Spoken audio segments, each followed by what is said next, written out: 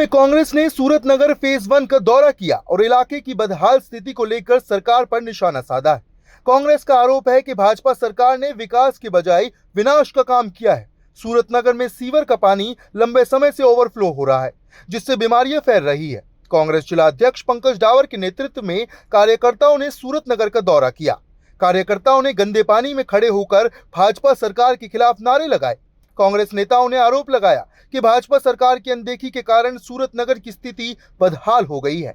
लोगों का कहना है कि इतना वक्त बीत गया, लेकिन इसके बावजूद भी सीवर के इस गंदे पानी को प्रशासन नहीं निकाल पाया, जिसके चलते लोगों को नरकीय जीवन जीना पड़ रहा है।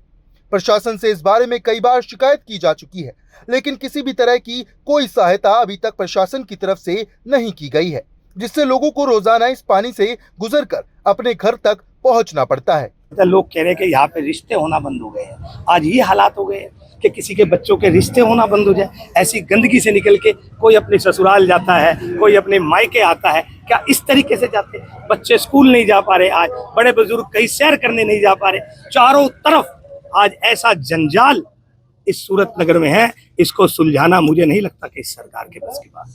यहाँ के जो लोग हैं, अभी हमने यहाँ का दौरा किया तो कई बुजुर्ग अपने घर के बाहर बैठे मिले, जिनके घुटने तक टूटे पड़े हैं सिर्फ यहाँ से चलने के कारण। आज इस दिन के लिए सरकार को चुना था। नायब सिंह सैनी जी आए थे अभी गुड़गांव। हमने आपके माध्यम से कहा भी था कि आप एक बार गुड़गांव आओ और आकर जरा शहर में घूमो तो सही। नायब सिंह जी, एक बार आप सूरत नगर में आ जाओ। अगर आपकी सीरत और सूरत दोनों ना बदल जाए तो आप बताना। इतने बुरे हालात, इतने घटिया हालात अगर गुड़गांव के कहीं पर है तो सूरत नगर में। अच्छा पंकज जी, क्या मानते हैं, कहीं अधिकारियों की लापरवाही है कि वो काम नहीं कर पा रहे हैं या सरकार का दबाव कम है? सरकार की नाकामी और प्रशासन की लापरवाही, इन दोनों का नतीजा है यहाँ के जो आज हालात है। आप रजिंद्रा पार्क में जाओ, आप स्वरूप गार्डन में जाओ, आप सूरत नगर में जाओ, कहीं भी चले जाओ। और आपके माध्यम से मैं बीजेपी के सभी नेताओं से कहता हूँ, आप एक भी ऐसी कॉलोनी में जहाँ आप कहे कि चलना है, हम चलते और आवा के हालात दिखा दो।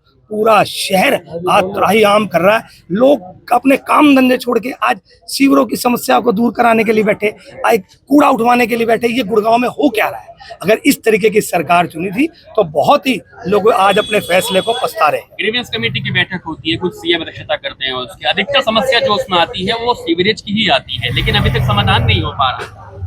समाधान नहीं हो पा रहा तो इसके पीछे सबसे बड़ा फेलियर सरकार का है कि प्रशासन और अधिकारियों पे नकेल ही नहीं कस पा रहे। जिस तरीके से लोग रह रहे हैं, ये गुड़गांव है, जानवर नहीं बसते, यहाँ पर इंसान बसते हैं। ये इंसानों के रहने लायक बना रखा है। आप चल के देखिए, इतने बुरे हालात कभी सपने में भी नहीं सोचा था कि गुड़गांव इस तरीके का हो जाएगा। इस 11 साल के अंदर आज रोना आता है। हम लोगों को देखते हैं ना तो दिल दहलता है कि ऐसे हालात, ये हालात बिल्कुल गलत है। ये लोगों के साथ धोखा करने का काम है, विश्वासघात करने का काम है।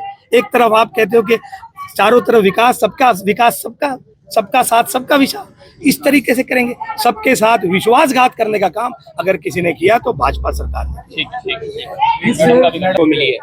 स्थिति नर्क बना हुआ है, जिसे कहते हैं नर्क। जहां पर ये बीजेपी सरकार और यहाँ के मंत्री, यहाँ के प्रशासन के अधिकारी, शासन सब ये कहते हैं कि हम विकास कर रहे हैं, गुड़गांव में कोई समस्या नहीं है। अरे यहाँ के निवासियों की मैं तो इन सभी नागरिकों से सैल्यूट करती हूँ कि इस जो स्थिति में वो जी रहे हैं। अरे एक बार मैं आपके इस चैनल के माध्यम से, आप लोगों के साथियों से, उस प्रशासन को, उस अपनी मेयर को, उस डमी मेयर को जो गहरी नींद में सोई हुई है, अरे मेयर साहिबा, एक बार जरा आके यहाँ पर तो देखिए क्या स्थिति है। इन लोगों ने, इस जनता ने आपको अपने वोट देकर जितवाया है।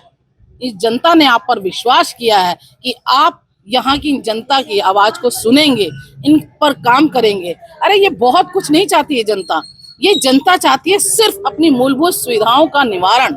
ये जनता चाहती है कि इनकी समस्याओं को कोई सुने। ये जनता चाहती है कि इनको अपना जो ये कॉलोनी है ये सीवरेज मुक्त मिले, साफ सुथरी मिले और इनको जो इनकी जो बुनियादी सुविधाएं हैं वो उनको समय पर मिले। ये ज्यादा कुछ नहीं चाहते। और जबकि यहाँ के जितने भी अधिकारी हैं और यहाँ के मंत्री हैं वो ये कहते हैं यहाँ कोई समस्या ही नहीं है। अरे वाह, कोई समस्या ही नहीं है तो ये जनता, क्या जनता नहीं, मतलब लोग नहीं है, जानवर हैं ये लोग। जो ये देखो यहाँ की समस्या, ये देखो कोई भी नहीं। अभी हम महिलाओं के साथ गए थे, वहां पर हेल्थ डिस्पेंसरी है जहां पर लोग अपने स्वास्थ्य का इलाज कराने आते हैं। हमें तो ऐसा लग रहा है कि वहाँ लोग बीमार होने आते हैं।